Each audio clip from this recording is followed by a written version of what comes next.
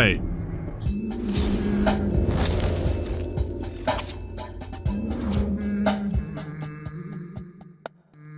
Where do I even start? I'm no stranger to weird games, but this one is up there. This one is really up there.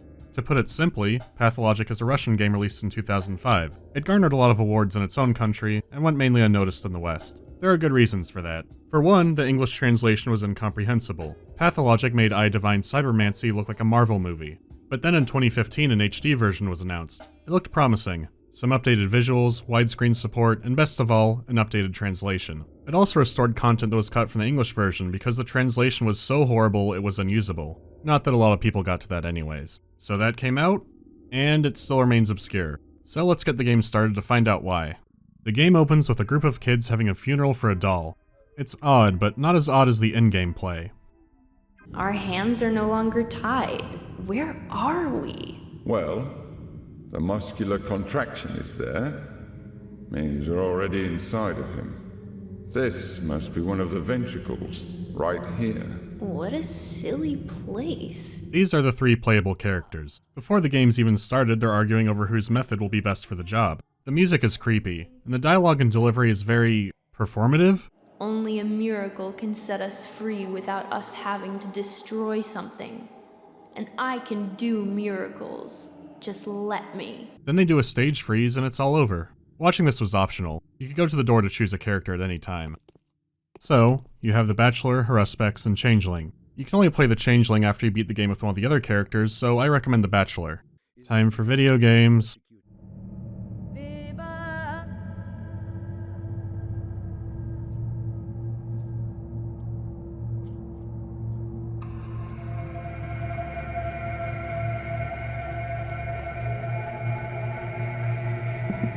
Anyways, you're a Bachelor of Medicine. You've come to a strange town to investigate a claim that a man is centuries old. From the very first second I started playing, it seemed uncomfortable and cramped.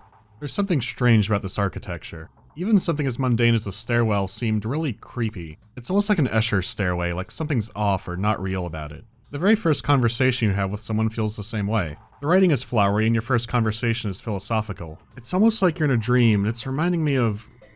oh no. You get a map marker to the old man, and then your tutorial. From them. Your first look at the town sure is ominous. It's like you're about to be practicing medicine in Silent Hill. Or Morrowind. These guys also talk to you like you're in a play, and explain the game's mechanics in the same terms. There's a day-night cycle. You can miss most of the events. You want to visit important people, but not the common folk because they're extras. Okay, wait, no, don't dismiss them entirely. Okay, there's some more philosophy discussion, but wait a minute. This is going to be a survival game. So I need to figure out the town, meet people, and survive it. No problem. I'm dead. So do I get a game over, or...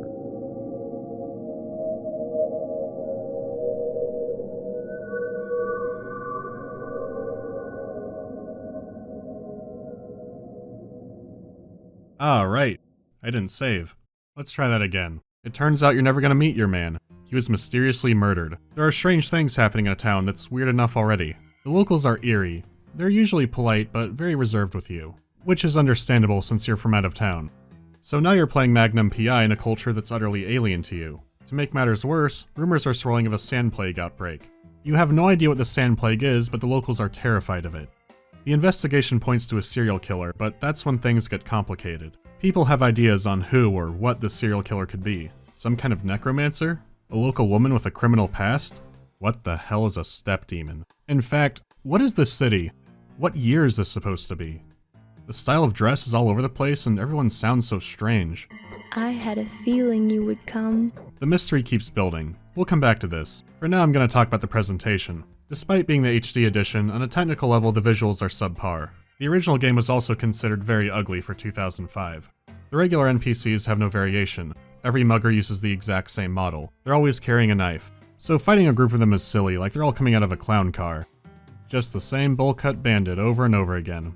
All of the minor NPCs have a type, and they too have no variation. Huh, this is every drunk in the game. This is every store owner in the game. This guy?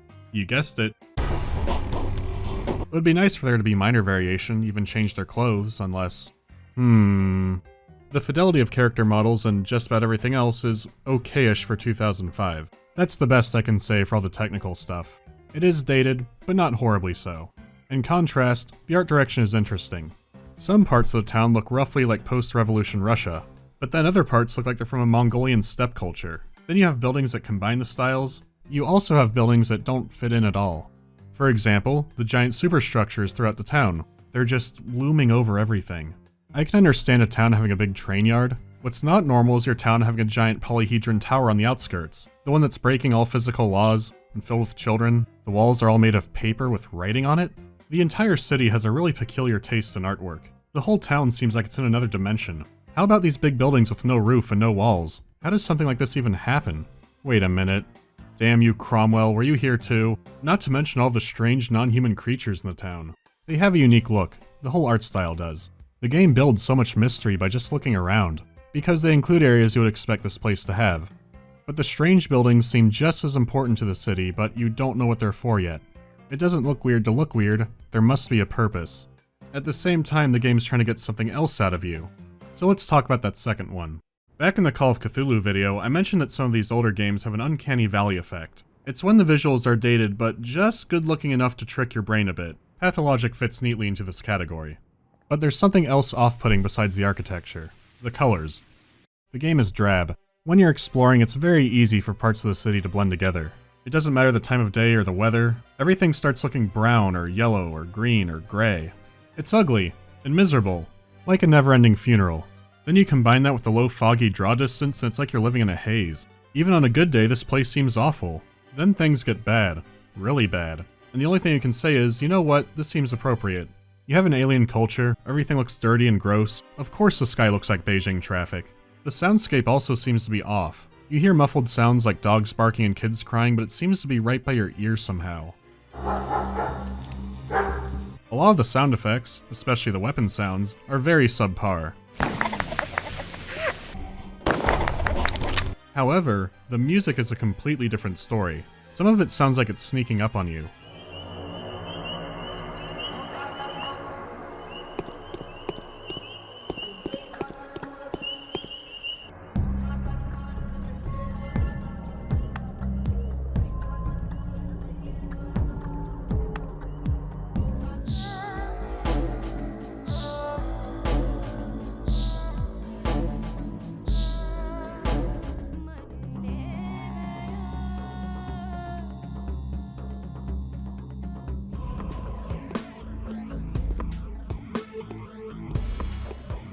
I've never heard anything quite like it. It has horns, tribal chants, opera notes, cow sounds. It's like Genghis Khan made the Half-Life 2 soundtrack. A lot of the tracks are very atmospheric and kind of catchy. I wouldn't listen to it in my car, but I enjoy it for what it is. It's the biggest, strongest nail in keeping the game's atmosphere together. It has a very special kind of atmosphere. The kind of atmosphere where you break into a dirty warehouse and fight 8 guys who all look like this. And then the music starts playing like a Mongolian trip-hop remix of that song from The Fifth Element. This game is weird. This game is really weird. Oh right, I should talk about the game part. Let's get back to our Bachelor of Medicine. You've changed. Or am I imagining things? This game is frequently described as a survival horror game. The emphasis is on survival. There's a lot to manage and do and the clock is always ticking. There are several stats that you need to manage. Your reputation, your health, your immunity to the plague, your hunger, your exhaustion, and your infection. Health is self-explanatory. Bad man hits you equals no good. Your reputation determines how people treat you. If it's bad, store owners won't trade with you. If it's really bad, city guards and even the townsfolk will try to attack you. Kill them and you lose even more. For example, you could break into someone's house, murder all the residents and their children, and rob them blind, but then people are gonna gossip. That'll just mean more trouble. But you are trying to survive, so things might get desperate. You can increase your reputation by treating or helping the sick. But if your immunity's not high, then the infected can infect you. So when one's running at you, your instinct might be to kill them before they can infect you, but people don't like that either. You're supposed to help the sick, not shish kebab them. People do like it when you murder all of the muggers. So you shank them in the dead of night for more stuff and more reputation. But this comes at a risk to your health. There are very few traditional healing items, so it could be better to try and avoid combat. Let the guards handle it. He's gonna serve and protect the hell out of that guy. Uh-oh. To get healing bandages and other specialized items, you have to understand the hobo economy. It's easy. What you do is dig through the garbage cans. Some have treasures like a broken razor blade or an empty bottle, others have nothing. So whenever you're walking around town, which you'll be doing a lot, check all the trash. Really, you should be dumpster diving at all times. Then you want to fill your bottles with water. There's a lot of places you can do that. Then you go and talk to the drunks who, for some reason, have all the healing bandages. So now you can trade water bottles for bandages and tourniquets. That's just how it is, or you can get them the other way. Now you could be thinking if melee is so risky, then why not just use guns all the time? Well, I would, but guns are very rare. They also wear down and become less accurate over time, so they need repairs. Ammunition is also rare and expensive. You could go to the Kmart in the bad part of town, but there is a more obvious place to find bullets. Check the school children. They have plenty of ammunition. They sometimes trade for dumpster items, but all kids are different. You can scam little girls for antibiotics. Maybe you randomly found a piece of jewelry while walking around. Girls give good drugs and ammo for those. This edgy kid wants your knives. This awkward kid wants your nuts. The art of exploiting children is truly powerful. You always want the hobo economy in mind. Maybe you can find something to trade for little Cindy's Novocaine. You get food to manage your hunger. Of course, depending on the situation the town is in, the prices for food can change dramatically from day to day. Are you getting a great deal, or will prices drop 5 times tomorrow? Who knows? For dealing with the plague, there are a lot of immunity drugs you can take, but these usually damage your health and you can overdose. You sleep for exhaustion, but now your hunger is going back up. Some food items might affect your immunity or hunger negatively. Then there's dealing with the plague. If you don't know how to cure it, you can only manage it. For the love of God, do not get infected. It will... Oh God, it's here. You can find gear to increase your protection, find better gear, get your gear broken, get it fixed. It's almost an immersive sim. The problem is the execution. The idea of solving a mystery while maintaining all these stats is great. That's what the last game was about too. The thing is, the gameplay itself just isn't fun. The combat is very floaty and awkward. It's hard to tell the reach of your weapon. Guns quickly become inaccurate, making the hitboxes seem incorrect. It makes you want to wait until the enemy is right in front of you before firing so you don't waste any of your bullets. The worst by far are the rats because they can give you the plague. Melee with them drove me crazy, and it took me a long time before I could reliably kill them that way. You can also sneak around, and I honestly have no idea how that system works. I can risk shots here because they'll never see me. The mechanics are there, but awkward, like it's an early build of it. Sometimes the AI becomes silly, sometimes it just shuts down. When it is working, they mainly charge at you and swing. Even then, it wasn't uncommon for the pathfinding there to go nuts too. It's just not enjoyable. A weapon that might bring variety, like a shotgun, just feels like every other weapon. It doesn't feel like a big step up. You are risking a lot in combat, but it's just so poorly done that you don't feel its weight as much. Plus, you can avoid it by just running into a nearby building. Still, this isn't the worst part of the game, not even close to it. Here's a good 90% of Pathologic.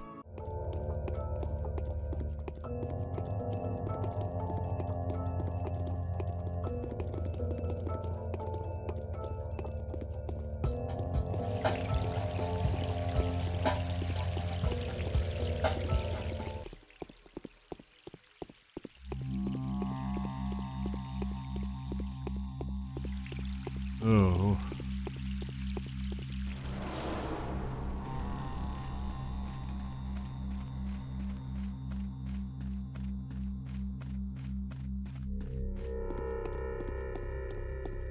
Yep, still going.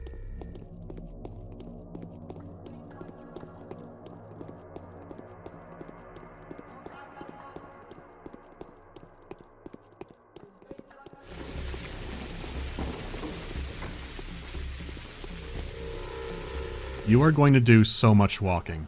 You might have thought that example was long. I don't think it was long enough. You can't run and drain exhaustion, you just walk. Going through garbage isn't something you do on the side, it's something to do to give you sanity. You take a trash break, back to walking. This is why the game has remained so obscure. All this walking. You have 12 days to survive, and each endgame day is roughly 2 hours. The games I've seen people complain about being walking simulators are usually very short. In my playthrough of The Bachelor, I did a lot of side quests, but not all of them. Do you know how long it took me to beat it? If you can't get into the story of a game, don't play Pathologic. There's nothing for you here. I don't mean that in a derogatory way. From my perspective, the story is the only possible thing that could keep someone playing this game. Is the atmosphere and music great? Absolutely. Can it carry a game that long on its own? No. I'm completely fine ignoring everything else in a game if the gameplay is fun. If the story and writing is good, then yeah, I can forgive some things being subpar. This tested my mentality of that to the extreme. I didn't know how to word this. Then this one man summed it up perfectly. Ah, Pathologic. Great atmosphere and story propping up gameplay that is slow, boring, and endlessly frustrating. What a terrible game. It's great. Yeah, that's exactly right. This game is mundane and slow, it makes Stalker look like Ikaruga. But it's really captivated me. That's a good word for it. It's holding me captive to walk down all these roads. I usually only lightly talk about the story in a game, because usually I'm hoping that someone's going to play it themselves and come up with their own conclusion. But this time it's so impenetrable that I'm going to get more into it. I'm not going to talk about spoilers yet, I'll warn you. Back to The Bachelor. Every day you'll have a new main mission, and also side missions. You have an endgame day to complete them. Naturally, your main mission matters the most. The Bachelor has several characters in town who are bound to him. Their survival is crucial for getting the proper ending. If you fail your mission, or don't complete it before the day is over, one of your bound will die. Depending on how far you're into the game, it could be possible to still get the proper ending. Were they significant for things to come? Maybe. I don't want to find out.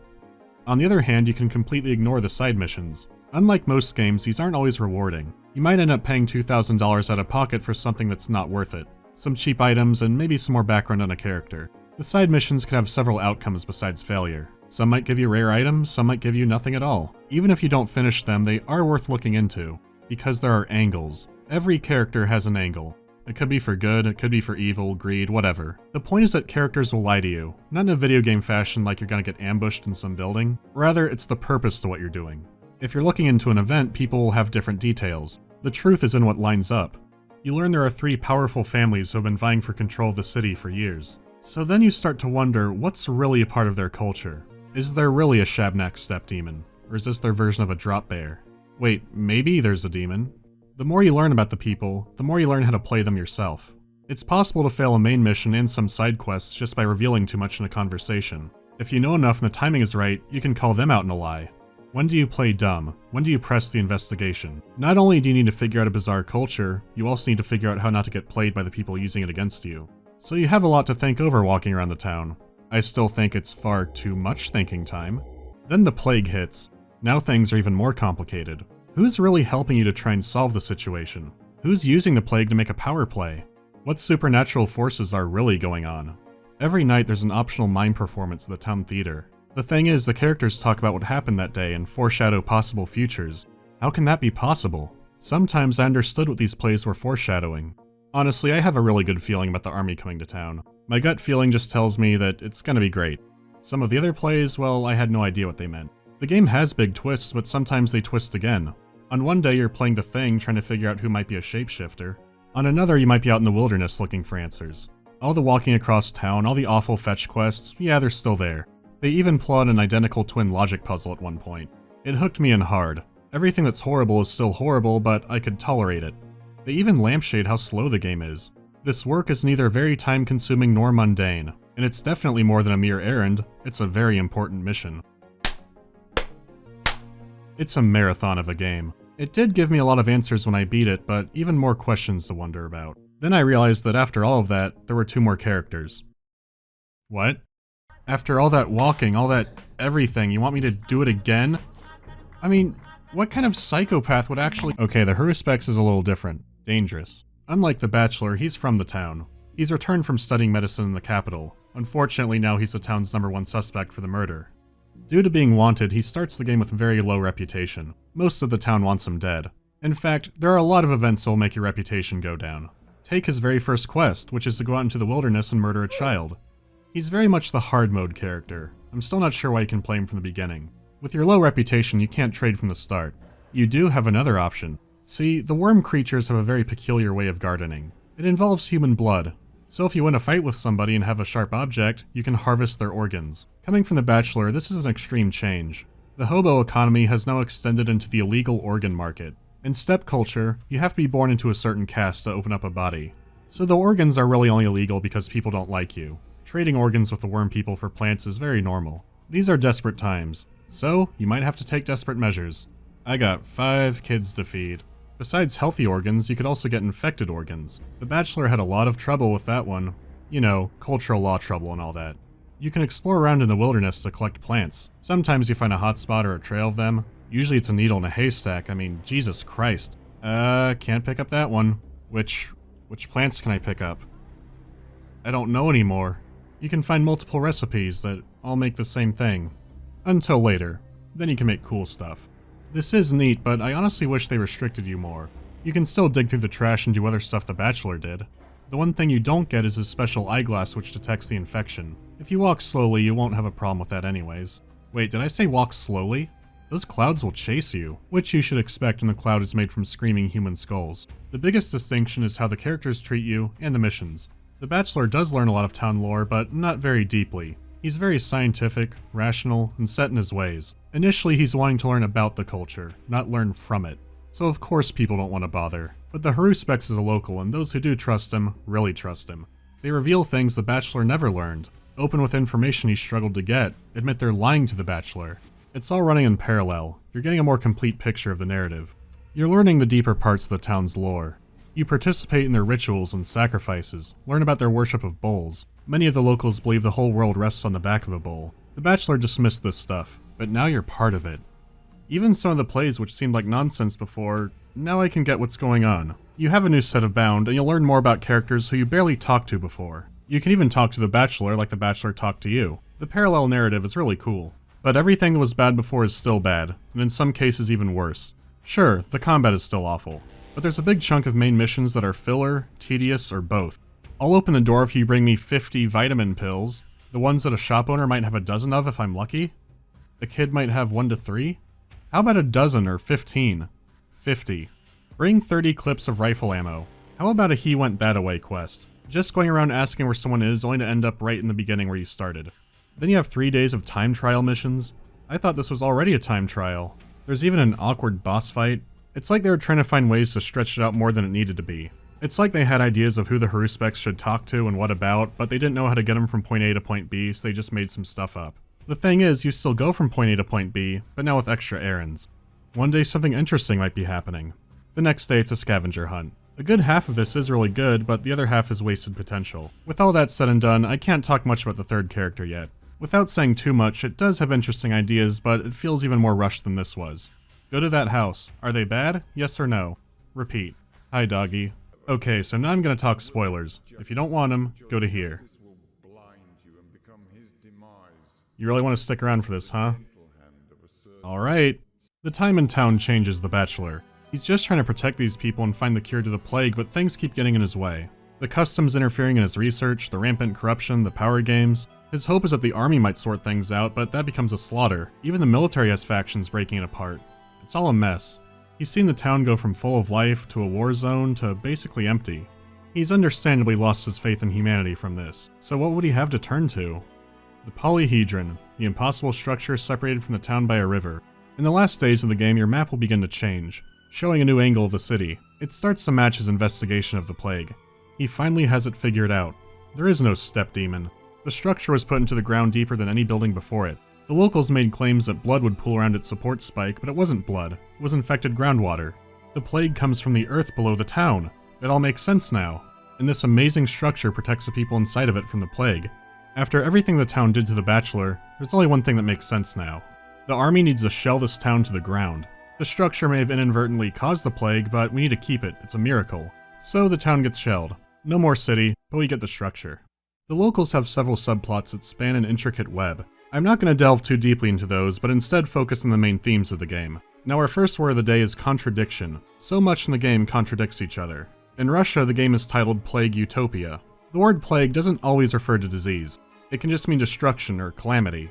But a utopia is a perfect world. Happiness, free for everyone forever, that kind of thing.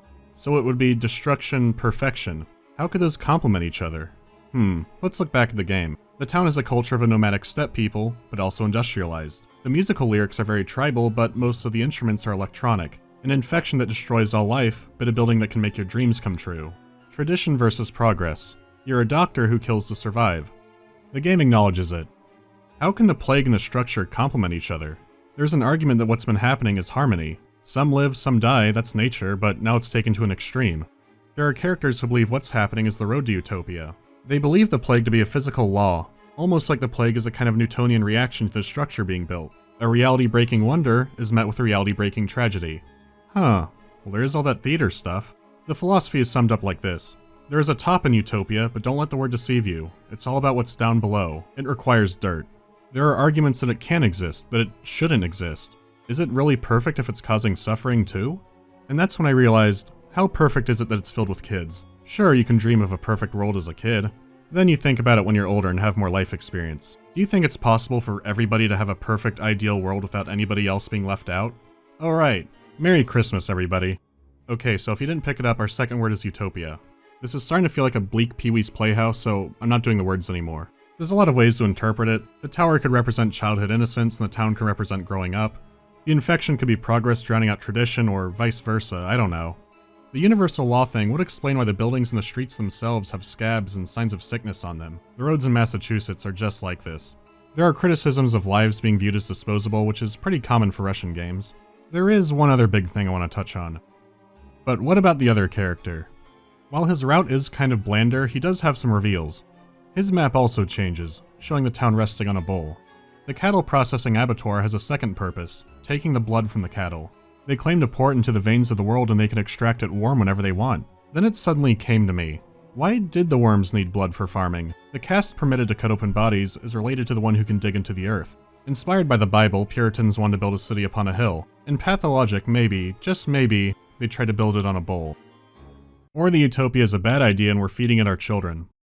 After investigating and mulling it over, it becomes apparent that the blood beneath the town was poisoned. He can make a cure using special blood from beneath the town, but the disease seems to be coming from the tower. Or it could have been this guy's fault. I don't know. Anyways, he has the exact opposite solution. Destroy the tower and save the town. So you do. The kids love it. It could also be implying technological regression or stagnation, but I'm not sure. So here's the kicker. You need all of your bound to survive. However, you can also heal the bound of other characters. This means sacrificing your rare plague-curing items. This is a pain to pull off. If you save the bound of another character, you can choose their ending, and something else more important happens. The powers that be send you a letter inviting you into the polyhedron. What could it mean?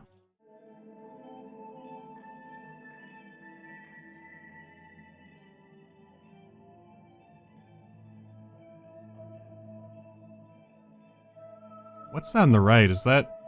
Oh no. Oh god, no. Not after all this. Please don't, I beg you. Oh no. Look at our magic sandbox. Isn't it crazy? Everything's alive inside of it.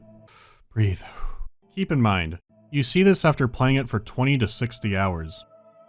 This is the big reveal. The town is a magic sandbox. It's a game kids made after a funeral to cope with loss. A funeral for someone who died of the sand plague. Oh, my head. The hero has been deceived. It was vain. It was all in vain. The hero is but a puppet. Wait a minute.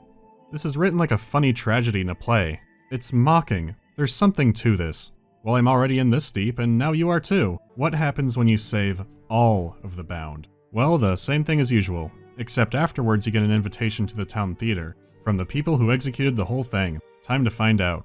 Sure, you can take my coat.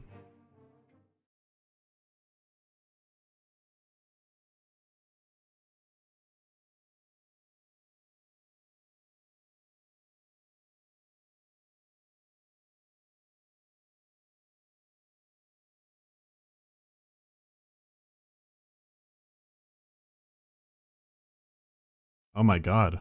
These are the stand-ins for the developers. You can argue with them about the game and your role in it. You can ask who they are, but you already know. They're a collection of poorly rendered polygons on a screen. Your character may be a toy, but aren't the children who made the town a doll too? They made a mocking "it was all a dream" ending just to ask you, why would you be mad it's all a dream? You knew from the moment before you even played that it was all made up. A story-driven game can't give you true freedom because, yeah, everything you do is already predetermined, all the variables. You already know that no matter what you play in the back of your mind, but here it's bringing it to the forefront. After being so invested in the game, this blew me away. What a perfect trap. Someone would only play through the misery of this game for the story, and even then they pull the rug out from under you. I hate this, but I really like it. This is stupid, but it's brilliant. Inevitability. Wait, I thought we stopped doing that. Your fate was sealed from the first screen in the game. Inevitability and fate are constant themes through the game. I've seen this theme in a lot of Eastern European games before. It doesn't mean everyone there is sad, it's just a different cultural mindset. And boy, did Pathologic set my mind somewhere. The game constantly saying that it all ends, random characters foreshadowing the godchildren. It was hammered into you from the start. You just didn't know what it all meant yet. Yet there's still another pressing question. What about the changeling? Gotta play that one. Yep, here I am. I know it's all a lie, but I'm still here. Oh, Path of Logic. So the English title had a meaning too. Anyways, in this fresh hell you play a girl who wakes up in dirt. Your reputation will be falling no matter what, so that's nice. You're a little girl, so the garbage cans look bigger. I think that's a positive change. I don't know. Your hands have magic healing powers, so that helps you get your reputation back up. You can even cure the plague, but you could get infected yourself, so be careful. Of course I can heal you. Come, my son, feel the power of... Turns out it might instantly kill sinners. Okay, let me try and heal this sick man then. Nope, okay. Can only do it on the people with a really contagious disease. The town is only a month old. Yeah, I know. Good luck in the SCP dungeon. The things being revealed now were already revealed by the other two characters. In fact, I was thinking about those ones more. Maybe the world is supposed to be a bowl, and that's why there are scabs on the ground. The changeling can't use normal weapons, only this special revolver. I diagnose you with dead. I made up a twin sister for the killings, but maybe she's real now? You have a mind power to force people to tell the truth to you, but it's all really minor details at this point. The tower is the dreams of children, etc. There's really not much happening. Oh, I can make the cure to the plague with my hands. Wait, wasn't I doing that? I'm thrown off. The polyhedron is an ideal, yeah, we know. Tell Volgan that I can save the town and the tower. Now people will need to periodically sacrifice their blood to keep the town and the tower preserved. So there will need to be constant sacrifice to maintain a balance between tradition and progress. Okay, I get it. Our gods are children. Look man, you gotta believe me, it's all a lie. So the changeling caused the plague but lied about having a sister who can heal, but then the healing sister lied about the changeling being real, which made her real? Yeah, I'm gonna do this again. Guys, what's going on here? Okay, so the changeling is both the protagonist, but also the plague, which is the contradiction, you know. One thing's healing and destroying, and it's all together, but now it's in the character. Hey look, that's a good question down there. Why changeling? Yes, tell me, please tell me why I just played this character. Well, initially we were going to rest content with just the destruction, but then we quickly slapped together a different ending. They didn't plan anything, they were rushed in dev time? Laugh it up, you and Volgan, just laugh it up. I'm not playing the Void for at least a year? No more weird Russian games for at least a year? Here's my grand finale, my conclusion. Pathologic is about walking around picking up trash.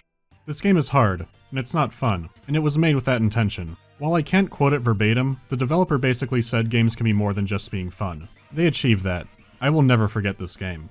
The story, the setting, and the writing are fantastic. The game has so many interesting ideas.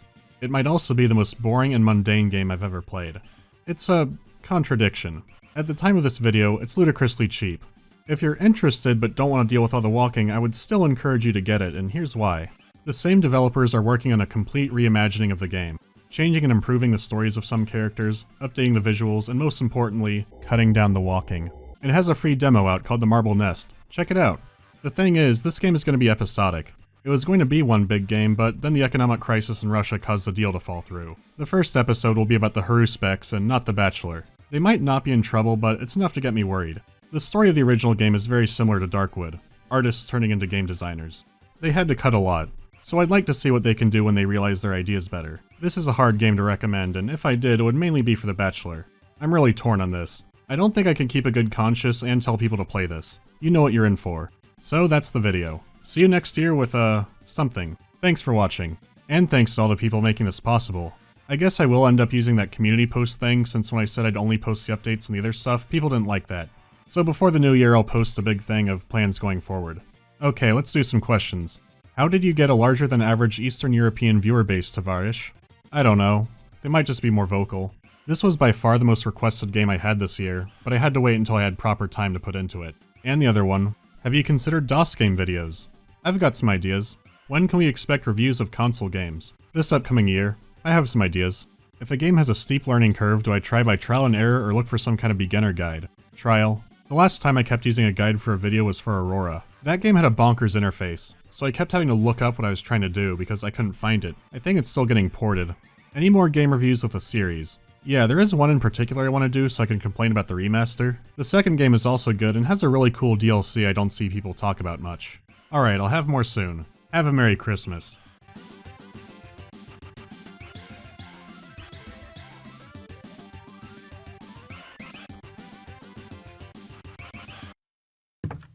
I can't believe I played all of that.